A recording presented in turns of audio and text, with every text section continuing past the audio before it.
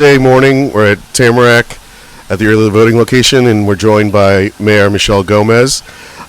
Mayor, tell us a little bit about what it's been like the last few days early voting, what the voters are saying, and just what your feeling is so far.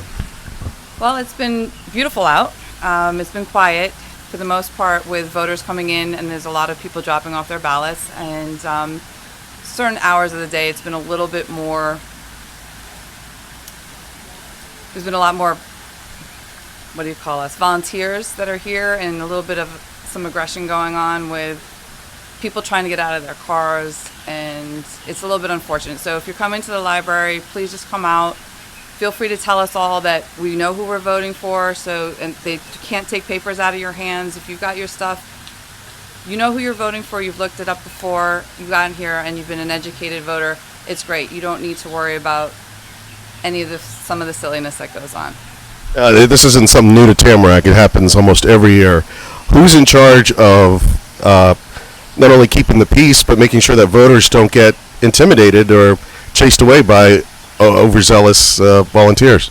Well, we are at what's called the Tamarac Library. It's actually the county, and so the supervisor election takes care of everything that goes on when it comes to voting and the security for the site. And there's some great poll workers inside, and then there are people who will come around and walk around and check to see how things are going. So we have had some issues, and we've had some people in the street, which has been a little bit of a public safety issue where people are trying to drive through and some people jumping in front of the cars. But thankfully today we haven't seen it out here, and that's why I say if you come in, just try to come in, park your car, and maybe go to the west side. Sorry, I'm still a New Yorker. West side of the library, park your car and come in over there, and it's not as hectic. And one of the benefits of it not being really busy is voters can actually come out here and spend some time with the candidates and talk to it. Are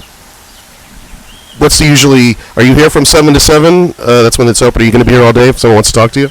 Yes, I've been here 7 to 7, except for the commission meeting yesterday. I had the pleasure of reading on the record to our Tamarac Elementary this morning. So, and then a couple of little city things on Saturday morning, and for me, Monday afternoon. We are celebrating 107-year young lady's birthday.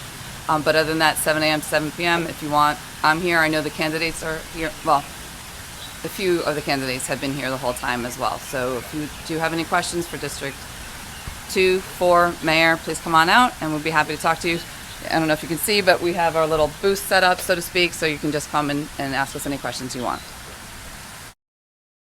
Great. So it's been long 12-hour days with a lot of positivity, a lot of District 2 residents that are coming out that I've met personally and door knocked, and they came out to support me and vote for me.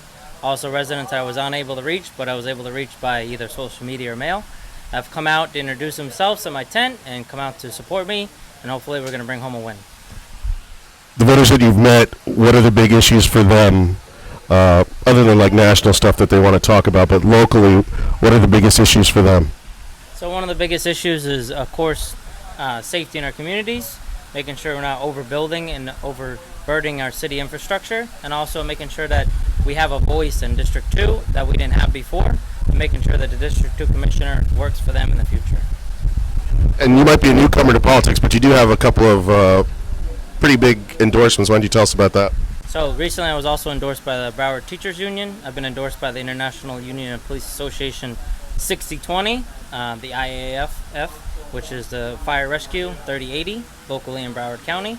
I've also been endorsed by the iron workers, electricians, and looking to bridge the gap between our union leadership and our city leadership, making sure that we're standing firm on our union values and we're not going to privatize our union city workers.